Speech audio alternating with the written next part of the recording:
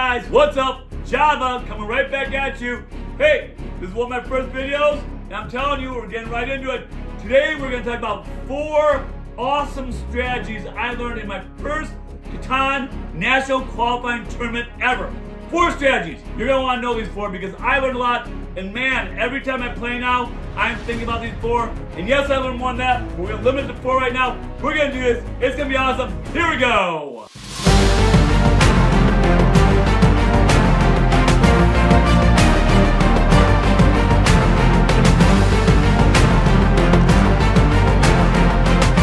Hey guys, what's up? Java here, coming right back at you. Super excited. I know that this is my first video that I'm putting together about strategies that I'm learning. I got a ton more videos coming up. You're gonna love it. Stay with me here. I'm brand new with this, but I'm loving Catan. Love it. It is taking over my life. Oh my God, I've been doing 3D printing like crazy.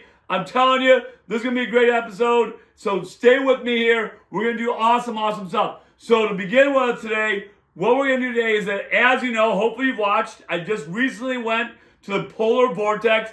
It was absolutely awesome convention. Oh my God, it blew my mind away. There were games everywhere, like any game you can think of, brand new games. I was being introduced to games, like it was crazy. I can't wait to take my family next year. So literally I went, waiting list and everything. It's my first Catan tournament. I'm so into Catan now. I was like, hey, I got to do this tournament, right? So for all of those of you they're thinking about getting in a tournament, hey, I can't emphasize enough. First of all, I want to start off by saying what a wonderful experience. Let's talk about the convention first. It was amazing. It was awesome. Loved the people there. Everyone was so nice. Everyone was so welcoming. It was just a wonderful environment with the community. Like, you got to check out the video. I mean, people there were just great. So much going on. Secondly, the venue. Oh my God. Such a nice hotel. Unbelievable. Like, in this Marriott, Sheridan Marriott. Actually, it's in Lisle, Illinois, right up the highway. Like, it's right up the highway. You can fly in. I know people did fly in. Dude, it is awesome. It is amazing. So the venue itself, can't beat it. Just an awesome environment. And then third, like, I got to tell you guys, like, going to a Catan tournament, I learned a lot. And I'll tell you right now that I've been playing now pretty consistently for about a year now. Me and my buddies, we get together. We play about once every month or two. I'm over at my place, over right here in my office, and we play, and we've been expanding, and now we do seafarers and cities of nice.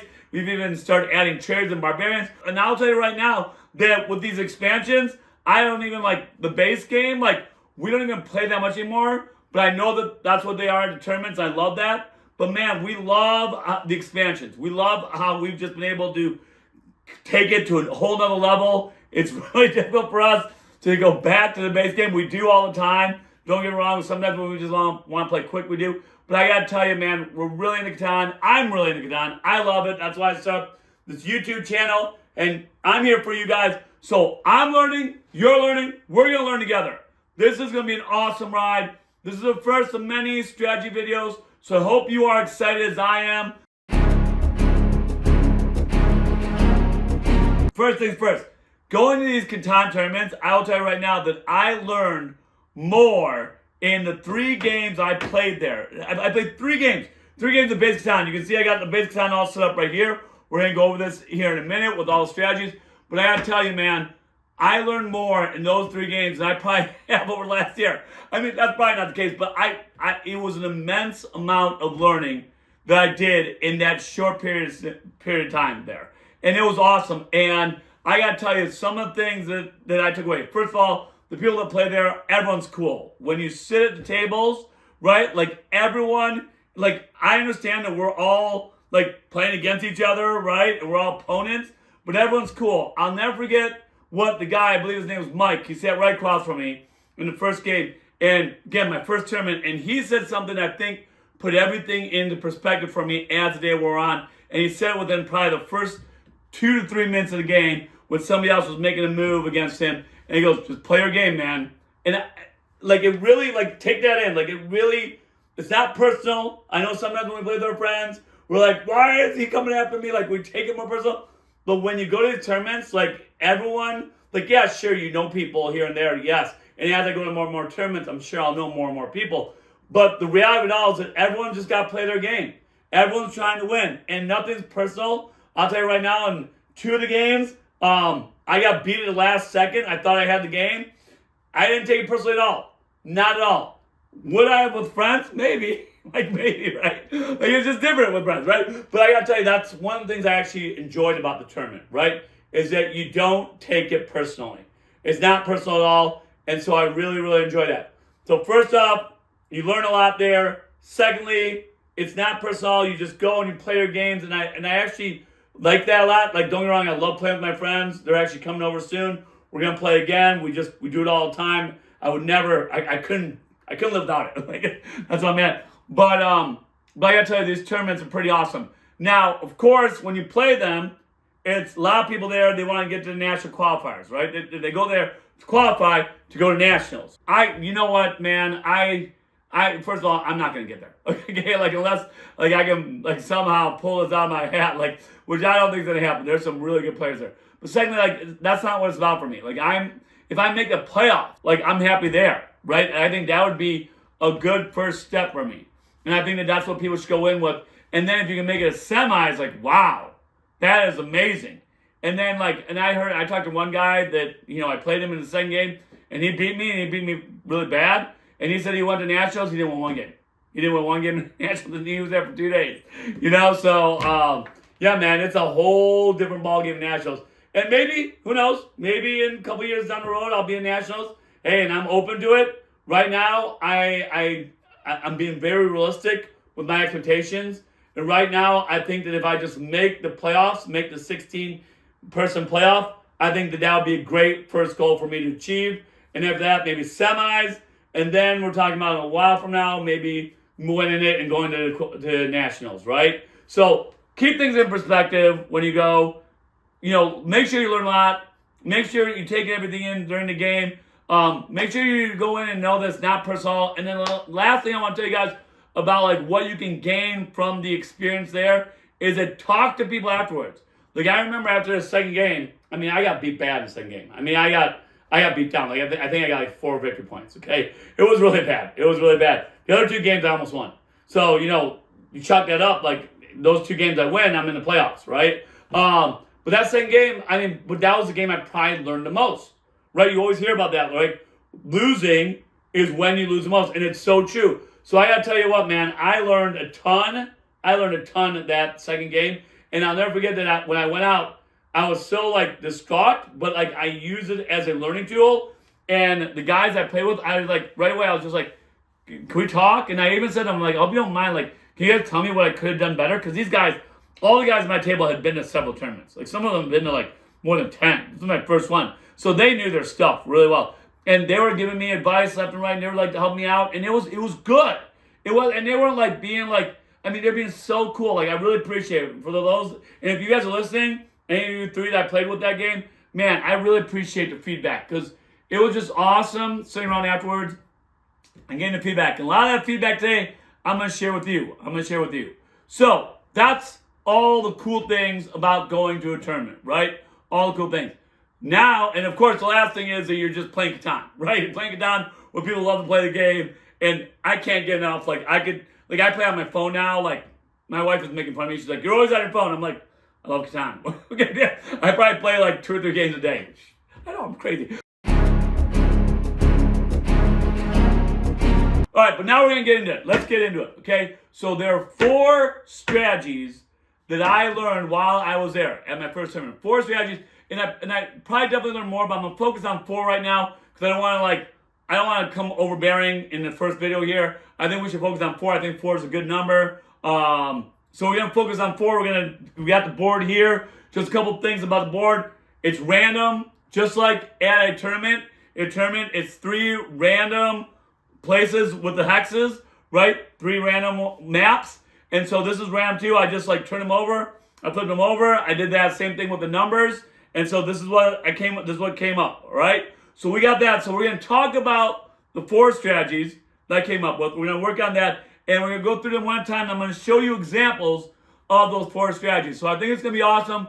I hope you're excited. I know I am. Hey, guys, Catan's awesome. Let's do this. All right, guys, so here's a view of the board. I just want to give you guys a nice, good view before we dive into all 4 strategies that I learned at my first Catan tournament. You can see that's all random. All the hexes are random. I just flipped them over, did them randomly. So that's what came up, as well as the numbers. I flipped those over on the back side, did those randomly, and this is what came up. So this is what we got. I turned all the numbers towards you guys so you guys can see them really well. So hopefully you guys can see all the numbers. So we're going to play with this. I also have white.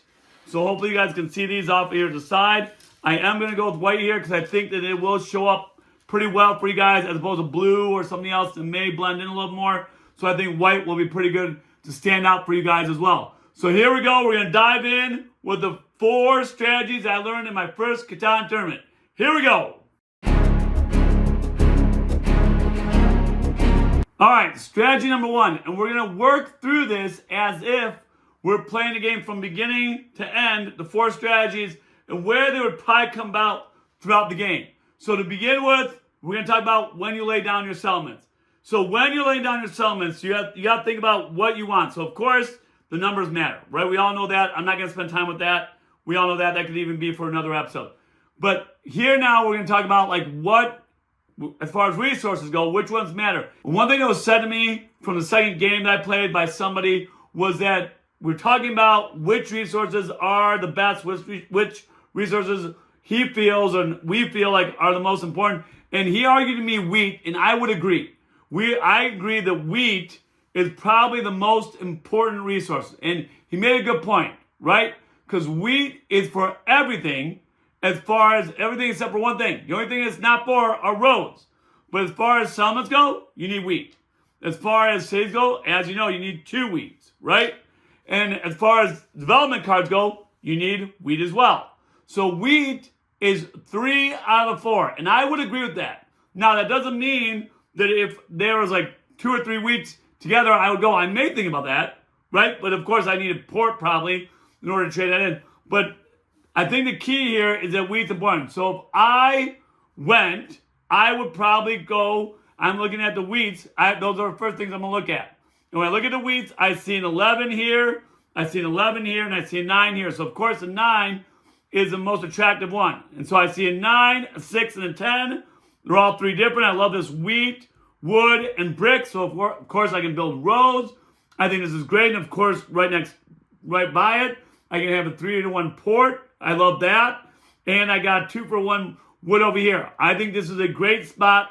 So if I at all had the opportunity, I would put mine here because of this wheat. That is the major driving force behind this. Of course, the 11s, it's a little bit harder to get 11s. 9, not bad at all. 9 comes up pretty frequently. I'm pretty good with that. So this would be where I go simply because of the wheat. If I didn't get this, I would really, of course, try to get one of these others. This 11, 8, 10, that looks pretty appealing. Over here, I know you got the desert in the way.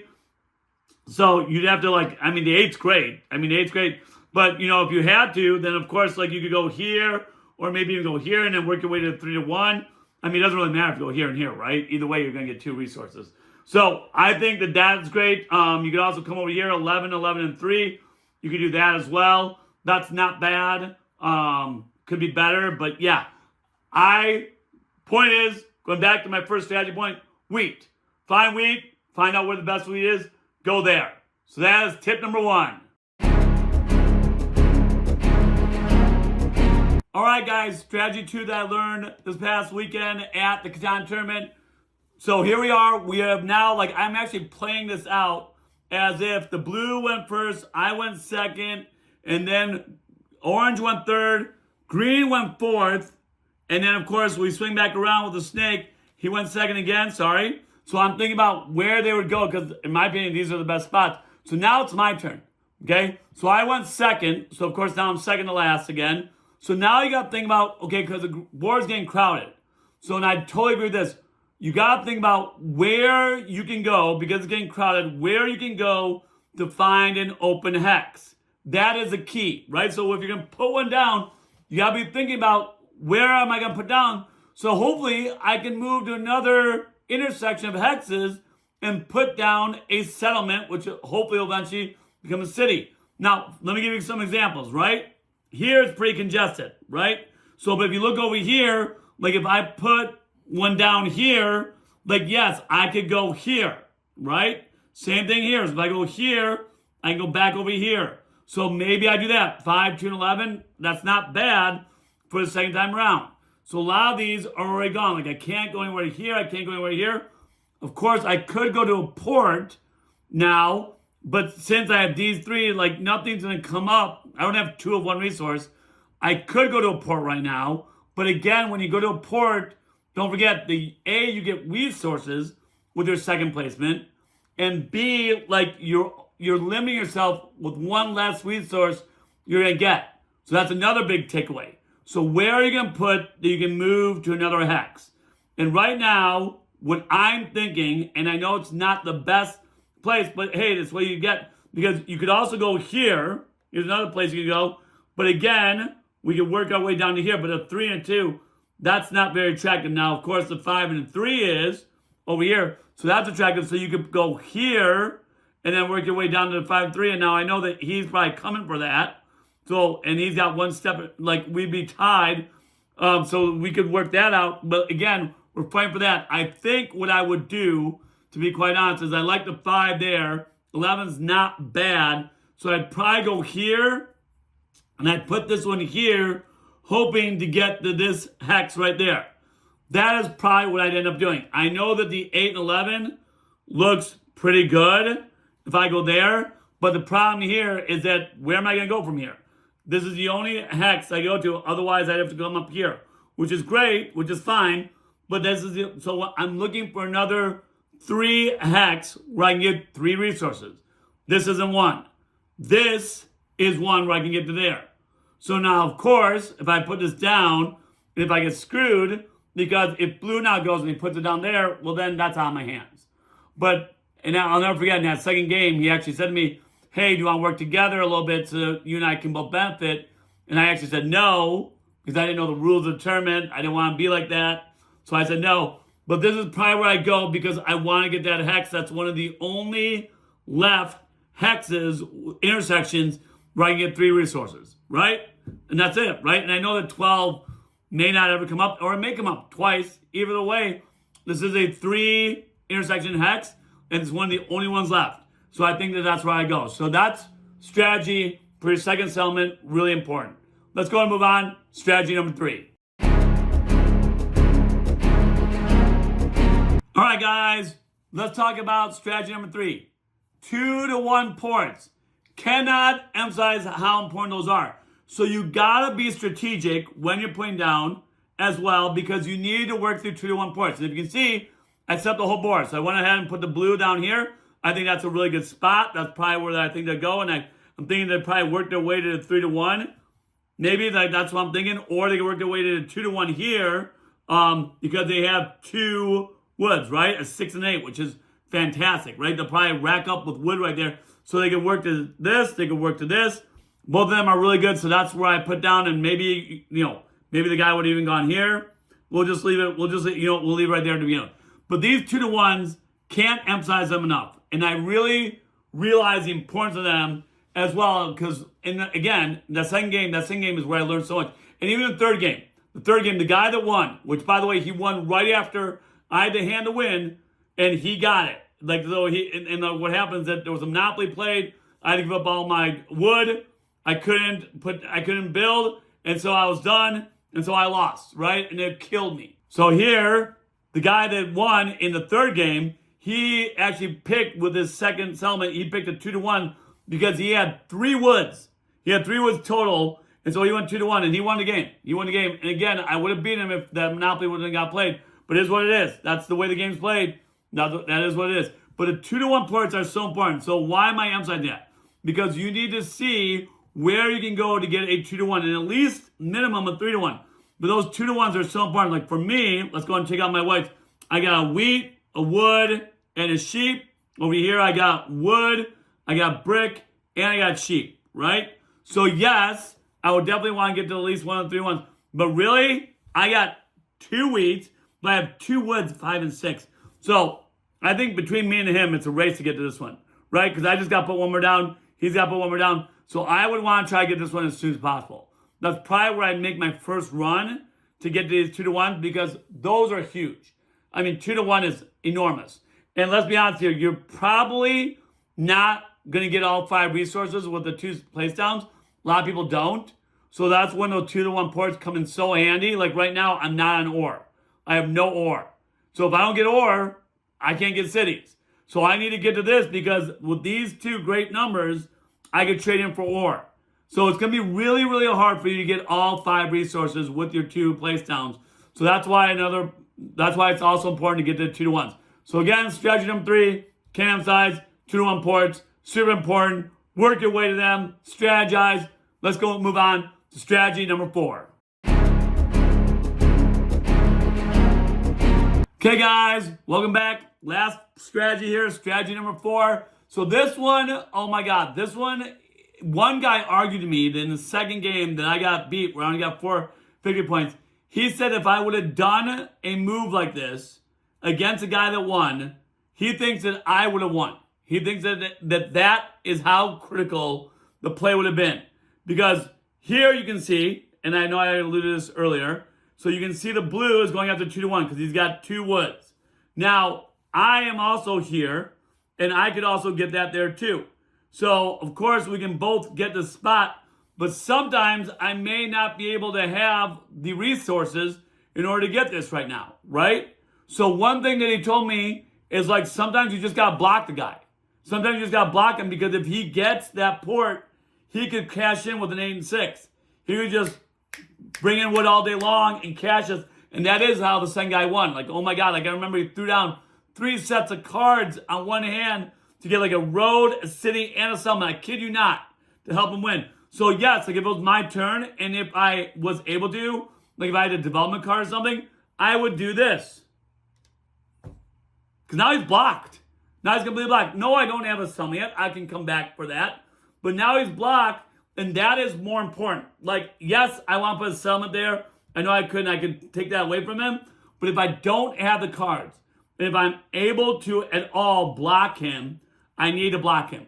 Even if I'm not going to come back to this road, even I don't know if this road's going to go anywhere, it doesn't matter, right? I understand that you could say this is a wasted road in a sense that it may not be going anywhere. But it blocks him, and that is huge because with an 8 and 6, he could cash in all day, especially if he starts putting cities on these, right? So that is strategy number 4. Use your roads to block, especially for the 2-1 ports, which again goes back to strategy number 3 that I talked about, how important those are, right? So there you go. Hey guys, so I hope you guys enjoyed it. 4 awesome strategies to implement the next time you play Catan and moving forward. Hey, there's more. There's way more out there. We're going to cover them one at a time here. We're going to go through more. Don't worry about this. Just a first of many videos, guys. I love this game. It's awesome. Hey, go Catan forever. Hey, Java, I'm out.